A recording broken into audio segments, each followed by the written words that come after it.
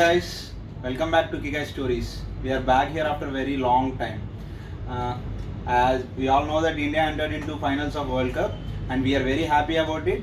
Congratulating India for entering into finals and hope India get a landslide victory over Australia. Actually today our topic is about cricket. Let's speak about Nasima. Yeah, sure. Hi. Hi. Uh, let's speak about evolution of cricket first. Yeah, people like you and me who are interested in cricket have thought about how the cricket has come into India. See, Yes. cricket has come into India with Britain coming into India. That is because of the colonial power. Not only cricket came into India because of Britain, it is also in other countries where Britain has its colonial power. All those countries has the influence and now they are playing cricket game. Other countries which are not part of colonial Britain don't have any cricket game, like countries like Italy, France, Germany. All these countries don't have cricket game. So I feel that cricket as a phenomena has entered into India and other countries with the colonial British era. Yeah. Narasimha, from your words, I got it out. Do you think cricket is bad because it is a colonial invention? Yeah.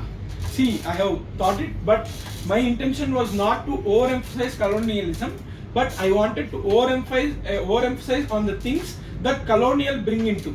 See, colonial has bring into cricket. I think this colonial thing which brought in cricket has overemphasized the game of cricket. So I am basically focusing on the overemphasis of the cricket, which is a colonial thing, not that cricket as bad or good. Yeah. Okay, you're speaking about over glorification of the cricket, right? Yeah, yeah. Am I in the right Yeah, path? yeah. Okay, can you justify? Yeah. See, actually, you see, when we compare the persons playing other sports and games compared to cricket, they will have more fame, they will have more salaries and other things, they will have more travel allowances, etc. Not only this, coming to example, when we take the game of hockey, we also. Okay. Small interruption. You're Yeah. speaking about hockey, right? Yeah. Is hockey our national game now? Yeah, now that there is a government gazette that clearly explained that no game has been declared as national game by government of India, but there is a misconception that hockey is a national game, but actually it is not. Okay. Clear. Yeah. Okay, continue with the example. Yeah. See, if you take hockey as a game, we were playing hockey even before the cricket entered into India. That is even before colonial era. For example, we have won consecutively 6 Olympic games in the hockey between 1928 to 1935. This is actually a great thing. But I think because of cricket getting its overemphasis, hockey has little gone down. Yeah. Okay. I'm clear now. I want to ask a question right now. Yeah. We have a lot of economic growth around cricket, right? Yeah. What's your take on that? See, your statement is very true, but I am not opposing your statement that there is economic system that is going around cricket. But my problem is monopoly. Cricket as a game is becoming monopoly. Yeah. You're speaking about monopoly. Yeah. Monopoly is an exaggerated word actually. Can you elaborate monopoly? See, monopoly as a phenomena is present before 1991. See, if you want to buy anything, say it may be a car, say it may be a mobile phone, you need to take the permission of the government before buying, and you should buy the same thing, the same equipment which the government feels you or asks you to buy. This brings in monopoly. That means single ownership. Yeah. Okay. Yeah. You have well explained about monopoly. Do you think cricket is monopolized in India? Yeah. I wanted to take the example of cricket and BCCI to explain this. Okay. So if you consider the BCCI as an institution, you see BCCI is spending crores of amount, around 2.8 billion amount of money it is spending on the cricket, which is equal to the amount where all the countries' boards come together or expending on it. So I think this expenditure is example of why cricket is being monopolized. Yeah. Okay. Do you think cricket is the only game played in India? Actually, don't get me wrong. Yeah. Your statements made me to ask this question. Do you believe that?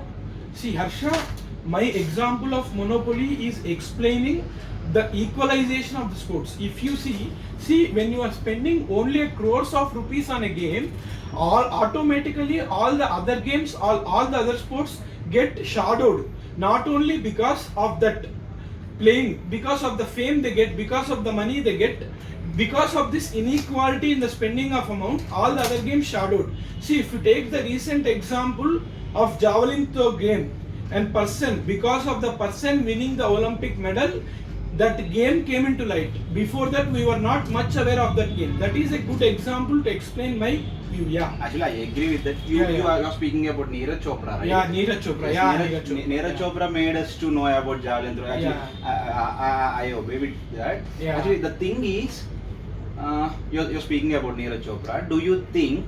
Yeah. Actually, I want your stand about current happening topic of Asian Games and Olympics. Yeah.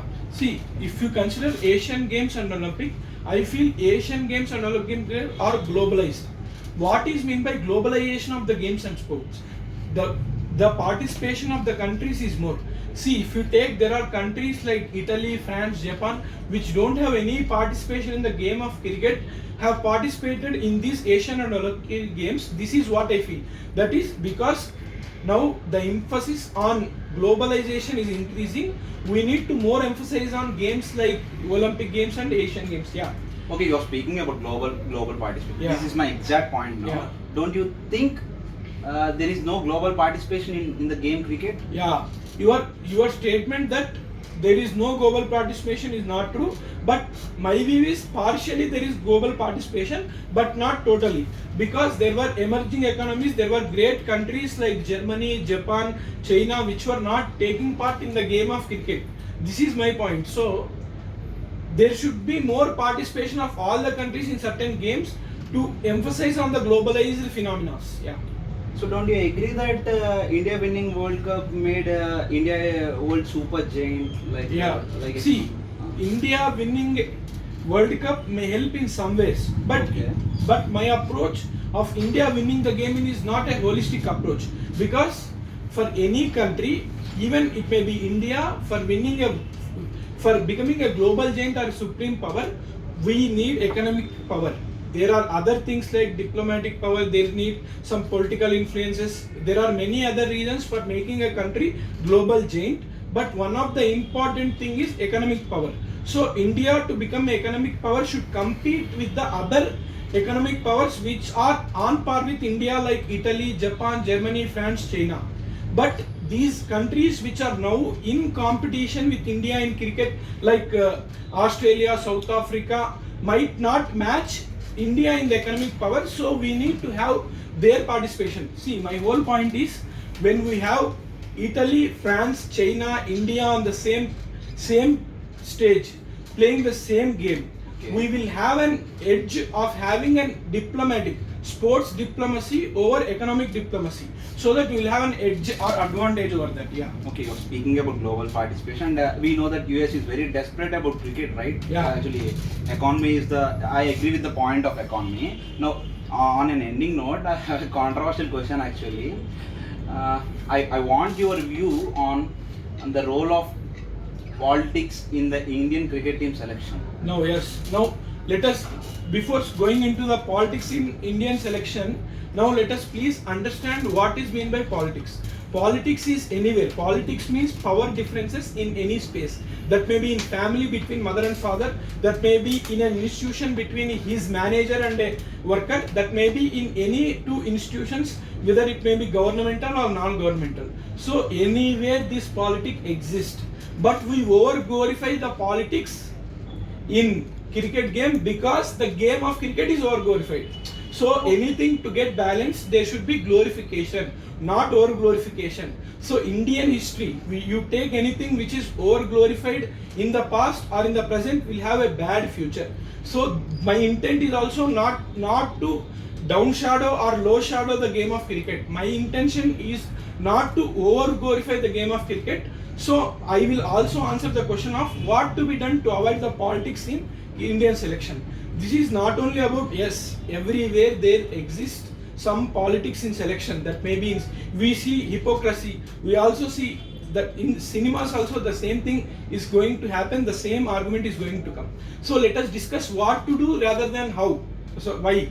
So discussing about why, first we need not overemphasize any game. That may be football, hockey, kabaddi, anything. We should see them equally, grow them equally. When there is equal growth, there will be equal competition among the games or sports. I am not speaking about the person present in the game. I am speaking about the competition among the games, such that this politics of selection may get eliminated. Yeah.